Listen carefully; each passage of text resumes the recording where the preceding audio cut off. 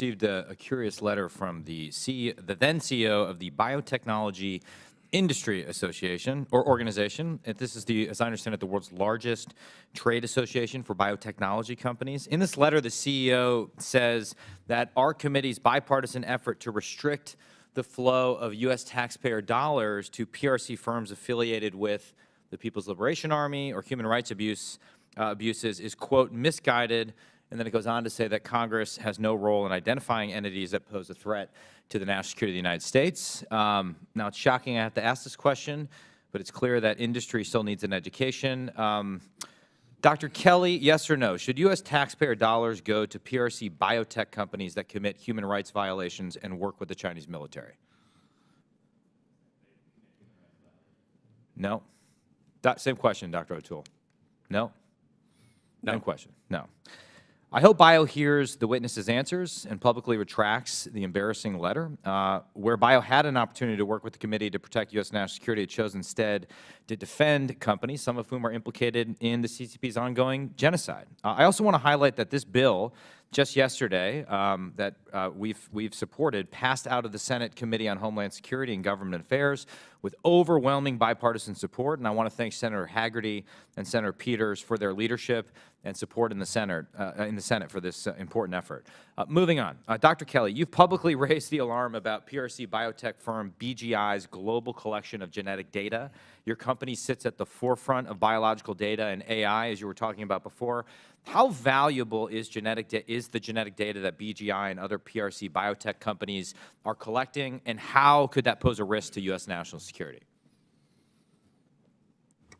Yeah, so maybe I'll give a little bit of context on what I see happening with BGI in the area of biosecurity in particular. I think there's two big buckets. There's sort of human genomic data, which has a lot to unpack there. Maybe we could have a wider discussion about that. But I'm actually more concerned about sort of collection and monitoring of non-human genomic data like viruses. And so if you look at what happened with COVID in this country, I think there's two big lessons to me. First, the U.S. is significantly exposed to the risk of infectious disease. Right? We had over 1 million deaths. We had over $10 trillion of economic impact from a virus. Okay, so we know we have that risk. That's number one. Second, our inability to know the origin of that, the source of the virus, to me is the largest intelligence failure since 9/11. Right? This should be thought of. We need to move to a footing where we're thinking of infectious disease, given the risk to this country.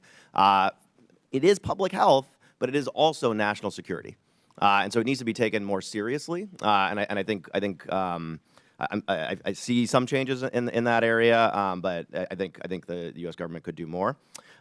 We do a program Ginkgo does with the CDC. So it's on the public health side, where we monitor inbound flights from more than 100 countries to international airports here in the United States. When the plane lands, we collect the wastewater from the plane, and we look at the DNA that's in there to look for viruses. And so we did this actually during the COVID waves, and we caught, for example, BA2, if you remember those sort of different variants. The first 40 days before it showed up in hospitals, we got the sequence at an airport. Okay, just to give you a sense of context, I grew up in Florida, right? We're familiar with hurricanes down in Florida. We know about hurricanes when they're starting to form off the coast of Africa, right? We don't get told about them when they hit the coast of Florida. Our current approach to biosecurity is we find out about it when a lot of people show up sick in a hospital. Okay, that is the hurricane has hit the coast. Okay, and so the idea with biosecurity is to have radar stations here in the U.S., sure, actually importantly internationally. So we run a similar program in Doha Airport. We run it in Rwanda, where we're also collecting, again, these sequence data. So you start to get a picture of how our virus is moving around the planet. And I want to just mention BGI.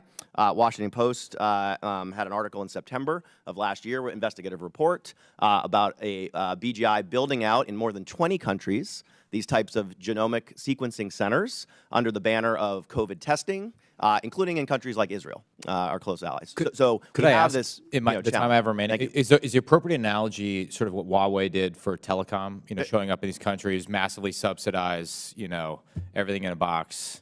Very much so, yes. Yeah. State paid for facilities. And once they're in, it's hard for us to get in. Yeah. So I do think this is a similar situation. But presumably you have better technology. in BGI? I certainly think so. And we're working with Illumina, which is the leading genomics company here in the U.S. in terms of the technological deployment alongside the work we're doing in the airport. Thank you. My time has expired. I recognize the ranking member.